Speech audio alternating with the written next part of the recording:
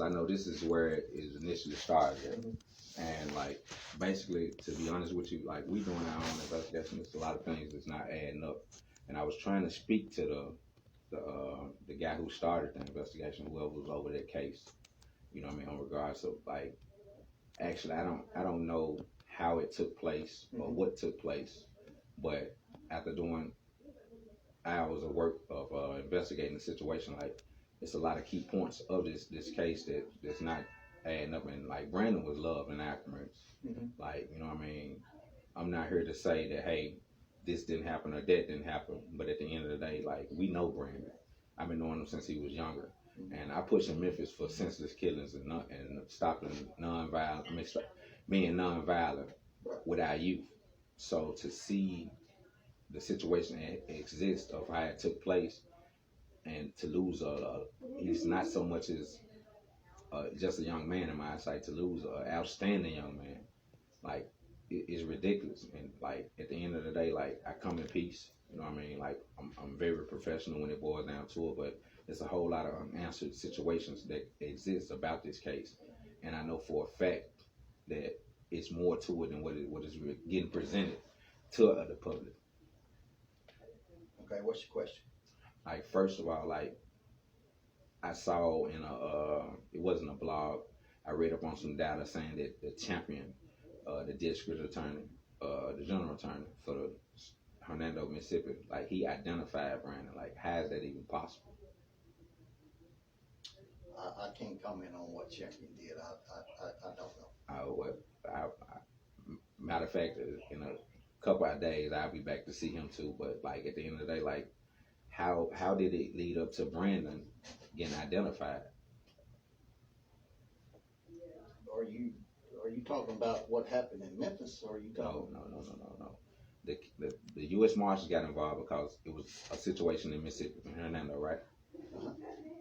Like, how did Brandon end up getting identified if it supposedly been a fake page, supposedly been not his phone number? Like, how did he end up getting identified? Just to say it was Brandon Webber. Well, what we're dealing here is two different situations. Okay.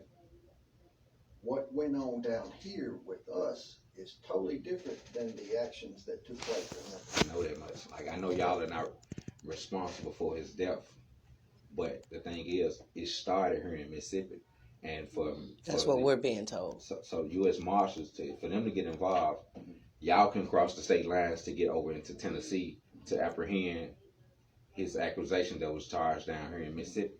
So my question is, like, for him to get identified, like, how did that even take place when it wasn't no accurate phone number? It wasn't no accurate Facebook page, because it started over social media. Like I said, we doing our own investigation, and like, this is not my first merry-go-round with a situation like this. I'm not for sure you're familiar with Martavius Banks that was shot by the Memphis Police Department. I'm one of the main ones that was working that case in cahoots with trying to get Amy Wire took out of a position of being a district attorney because she did not charge those officers. One thing about me, like, I stand for what's right. If you took an oath to uphold, protect, and serve, like, that's the oath you took. If you're doing anything outside of the oath you took, you're out of pocket. And so I push. Like, when I push, but I come in peace. So, like, my main concern is, like, how did Brandon even get identified? Just through our investigation.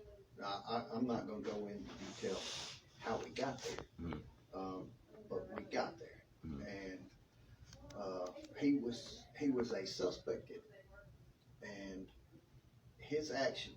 If he would have came down here and said, "I didn't do it. Here I am. Let me plead my case." So y'all did notify him to say that, hey? No, we didn't have any contact with him. Right. We was looking for him to do that. To tell him to come down here and plead his case. Yeah, I mean, we had charges against him. If he would have came, we would have called him down here, then whatever took place in Memphis wouldn't happen. Right. You know. He didn't have a warrant. To after the fact. This is. He did have we did issue a warrant for him. Right. Just nobody could pull it up at the time. No, he had a warrant. He had an active warrant. Okay. But like I understand you, it's so much you're limited to say, but this is the thing. Like, how could he have a warrant when the Facebook page was supposedly, I'm not for sure, but from my understanding, for what I seen myself, the Facebook page was not his page. The phone number was not his phone number, and like He's not from Mississippi. he's not from Mississippi. So like, how would it be? Well, I can promise you, we didn't go through a book and say, let's go after. I'm not saying that. You know, You know what I mean? we have resources that we utilize, and we do our homework, and we're not just going to pick somebody out of random and say, well, this is our guy. Let's mess with him. See, that's the thing. That's not what we do. That's what we're thinking. We know that the Hernando Police Department didn't do it because they have no knowing or dealing with Brandon. So that's the whole big question here. That's why we're here today. Because we know that y'all don't even know Brandon. We didn't know Brandon Webber. If he would have walked in here 2 days before, we wouldn't have known. But through our investigation, he popped up on our radar. And through the investigation, he became our suspect. Let me ask you this. If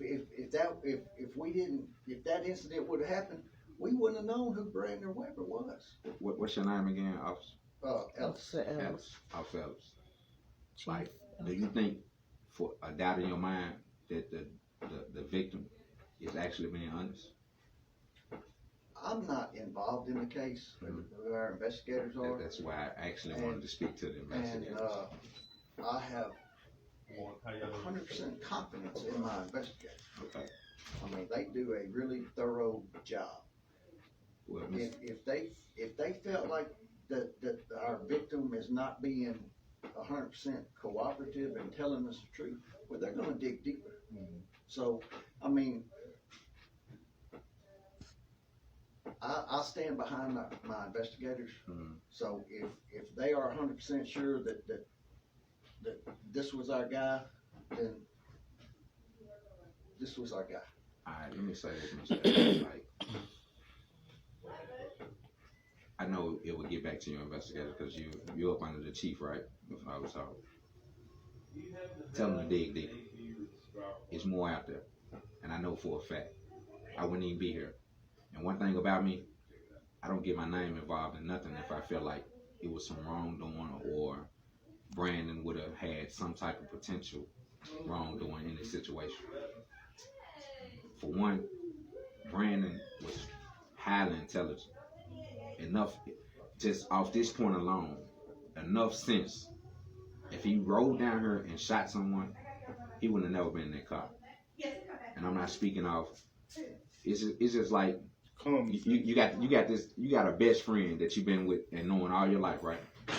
And one person, and you know what this best friend would do and would not do. And when it boils down to it, you can say when accusations or assumptions or situations come involved, and you know he didn't do it or she didn't do it, whoever they might be, you would stand behind it with a gut feeling right around. I know it varies, but it depends on the situation. But you feeling where I'm coming from, right? Tell your investigators to dig deeper. It's something that adding up. I'm not there yet, but just as I'm sitting in your office, I promise you I get to the bottom of it. Because I'm consistent. And I don't bend, break, or fold. But I come in peace. I just want what's right. Because in the justice system, Brandon deserved his day in court. I shouldn't have to look at his mom and father with pain in their eyes knowing that their son was actually murdered. Yep. If they would have served their warrant, everybody wouldn't just be fishing. But you know, I'm not going to take up any more of your time. I just wanted to come get to some parts of an idea. Like, I really want to speak to the investigators, but I know it's an ongoing case. So it's so y'all information limited. But you'll be seeing more of me, and every time you see me, we come. Is there a website we can get for information to that's made for release to the public. Do you all have A that? website, you can, Do you have a place where you're releasing, um, uh, doing public addresses regarding the case, or is it just closed? Not closed, it's but not closed. yeah, not closed. But is there what you can release to the public? Is there a way for Memphians to access that information through you Yes, guys? it's called the Freedom of Information Act. Mm-hmm. All you have to do is fill out paperwork, and we Okay. now the information that you get, some things will be redacted. Limited. Right. Yes. But like the offense reports and stuff like Yes. Well, maybe we'll do that. We'll start there. that. Okay. And We have absolutely nothing to hide or, Yeah. or anything I like understand. that. yeah. Yeah, I actually said I wasn't gonna. I was just gonna listen, but I got a question. I mean, like everything common sense. I know you're an officer, so you use common sense. I'm sure your mother and dad was the same way. And I was raised, boy, use your common sense. Common sense will get you a long way in this life. It's got me 38 years old, sir. All right, if I was going to take a car, Mhm. I had it in my mind to take a car. So what's going on now is they're saying, my mama never sugarcoated things with me, is where I'm going with this. So they're saying that he took a car. If he was going to take a car, he had it in his mind, is what they saying, common sense, that he was going to take a car because he set up a fake Facebook page. So he had it in his mind that he was going to do that. So that means he's kind of slow, right? I mean, be honest. Come on now. You do this. This is your job. This ain't none of my job. It's your job. So that means he's kind of slow. So he's going to act like he's going to buy a car and he's going to take it. He already has it in his mind. So this is not a person who has it right. Am I right? I don't know. I So have you ever dealt with this, a person with a situation like this where somebody went to try to buy a car? See, first of all, they tried to buy a car through an app, Facebook. So the authorities should have alerted the public. That didn't happen. I didn't hear about it. What are you talking about? After the fact? The news, after the fact. When somebody got on Facebook and tried to buy a car and shot somebody and attempted to kill them, it wasn't reported on the news, was it? Yes. You live in Memphis, right? I live in Memphis, right. So this was our first question. Why would they come to Memphis and look for their suspect? That was the first question. I don't watch the news every day, but when I do watch the news, there have been stories of people getting shot trying to buy watches, phones, all type of items. So to say that don't happen, it happens every day. I mean, now see, watches and phones, they're different. Now, I'm glad you said phone. If I was stupid enough to take an iPhone, everybody know that they got a tracking. It's gonna track back to me. So I'm stupid enough to take a car and ride around in it and stay in it and take a videotape in it of myself. And I made not B's, I made A's. Not finished high school. I enrolled in college and doing well in college, but I'm that stupid. I have a car. First of all, if you're gonna find a suspect that steal cars, this guy doesn't have a car. If he do, this is what he do for a living. He steal cars, so he do this on the regular. So you probably know this suspect because that's what he does. This guy have a car, multiple cars. When you got your first car, did you ever think about stealing the car after that? You a police, so you probably never thought like that, like me. Okay, so I done bought a car, and bought another one, and now at this point, I want to take one. After I done had 3 kids, I got a 2-year-old, and a month before I had a kid, turn around and have another kid. In the day that my baby mama water break, I get killed. It don't work like that. Not in my sense. Not in my 38 years. I never seen nothing this stupid. I know a lot of stupid people. Yeah, I've dealt with a lot of people that didn't make the best judgment. I appreciate you having us down here, taking out the time. I tell Mr. Champion. Thank you, Mr. Davis. Yes. Tell Mr. Champion I'll be definitely come back and talk to him. Thank you. Yes, ma'am. We're doing our own investigation. Because people, you can tell a person something, and by me being, oh yeah, she probably done it. Because I want to be a judge of somebody or better than somebody. So if I was to think I was better than Brandon, yeah, maybe, oh yeah, he maybe did it because I'm better than him because he's not that smart, right? You know, but you know, I don't think I'm better than nobody, so I don't think nobody will do that. And I don't think he's stupid. So I think if you think that you can take a car and drive around in it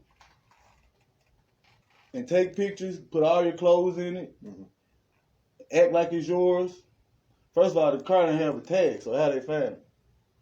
See, it's a lot of, I know she said, I know you a cop, so, and I know you think. A lot of people don't think is what I'm saying. So if you just think about it, it doesn't add up, sir.